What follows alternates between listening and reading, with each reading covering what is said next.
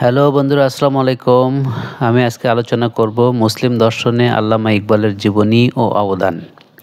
জাতীয় উত্তরণে মুসলিম উম্মার চিন্তা জগতের আলোড়ন সৃষ্টিকারী বিংশ শতাব্দী ইসলামী রেনেসাঁর মহান দিশারি বিশ্ববিস্তৃত কালজয়ী মনীষী ছিলেন আল্লামা ইকবাল। বিশ্ব ইতিহাসে এই ক্ষণজন্ম মহাপুরুষ, যুগস্রষ্টা কবি, দার্শনিক, জাতিধর্ম নির্বিশেষে সকল জ্ঞানী গুণী ও সুধী মহলের সার্বজনীনভাবে সম্মান ও শ্রদ্ধার পাত্র ছিলেন। জ্ঞান সাধনায় তিনি যেমন ছিলেন অতুল ডুবুরি, তার কলমও ছিল তেমনি ক্ষুরধার। পাণ্ডিত্য যেমন তার শীর্ষস্থানীয়, বাণীও তেমনি মহামূল্যবান। শিয়ালকোটের জন্ম মৃত্যু রেজিস্ট্রারের বাবদ অনুসারে আল্লামা ইকবাল 20শে জিলহাজ 1289, 22শে ফেব্রুয়ারি 1873 সালে পাকিস্তানের পাঞ্জাব প্রদেশের শিয়ালকোট শহরে জন্মগ্রহণ করেন। তবে অধিকাংশ প্রামাণ্য তথ্যের ভিত্তিতে পাকিস্তান সরকার 16ই নভেম্বর 1877 সালকে কবির জন্মদিন নির্ধারণ করে জাঁকজমকপূর্ণভাবে এই দিনটি ইকবাল ডে হিসাবে পালন করে। আল্লামা ইকবাল এক সম্ভ্রান্ত মুসলিম পরিবারে জন্মগ্রহণ করেন।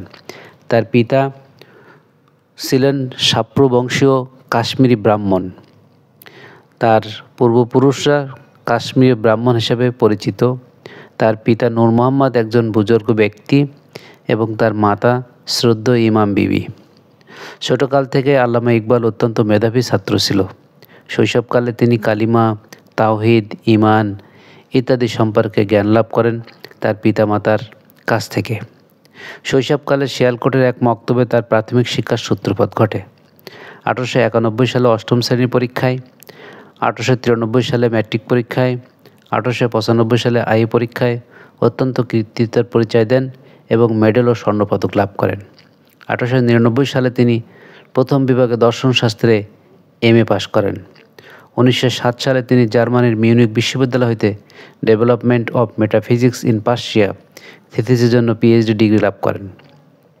1933 সালে পাঞ্জাব বিশ্ববিদ্যালয় হইতে ডক্টর অফ লিটারেচার ডিগ্রি লাভ করেন।